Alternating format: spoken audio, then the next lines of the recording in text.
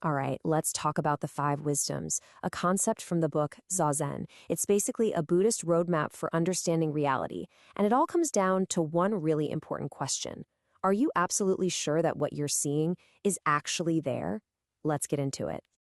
So, this is the big question we're tackling today. How do your desires literally shape the reality you experience? We're going to explore how our own wants and attachments can put this powerful filter over our eyes, changing what we perceive.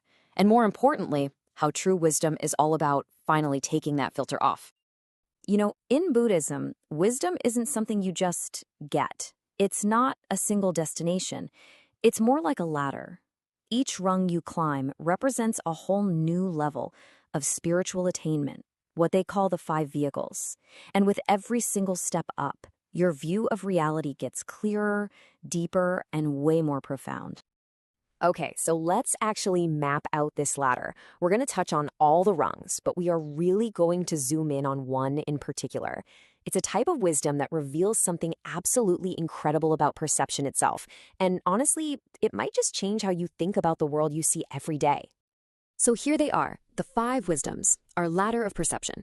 They go all the way from the pretty practical wisdom of achievement to the ultimate enlightenment of the Dharma realm. But look right there, number 2, the wisdom of marvelous observation.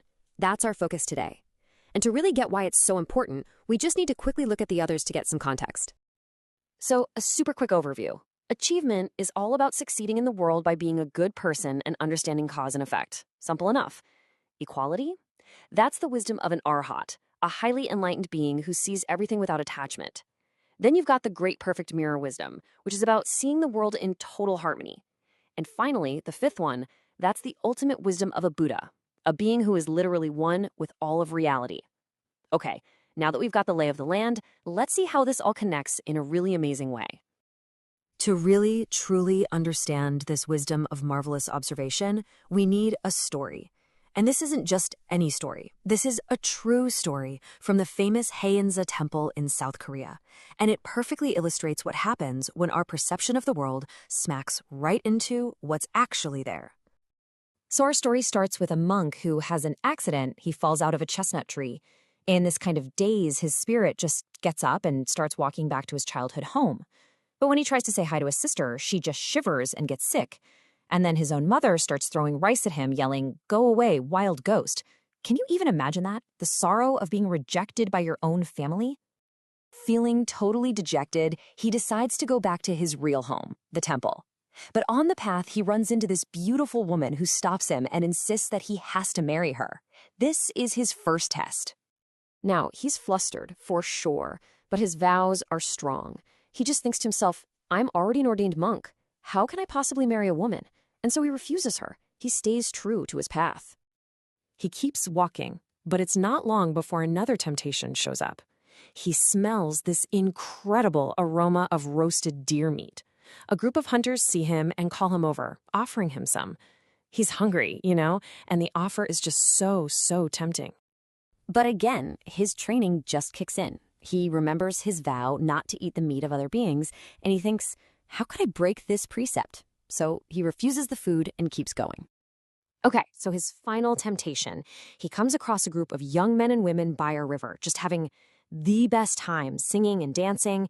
They see him and they try to pull him into their party, into all this worldly fun. But once more, he declines, remembering his precepts forbid it.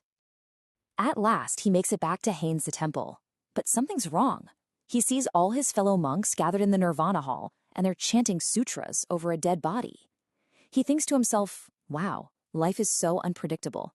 I was only gone for half a day, and someone's already died. He pushes through the crowd to see who passed away. He gets closer, and in this sudden moment of shock, he realizes the corpse is his own. In that instant of pure terror, his consciousness just snaps back into his body. He wakes up with a jolt, startling everyone in the room. So what on earth just happened?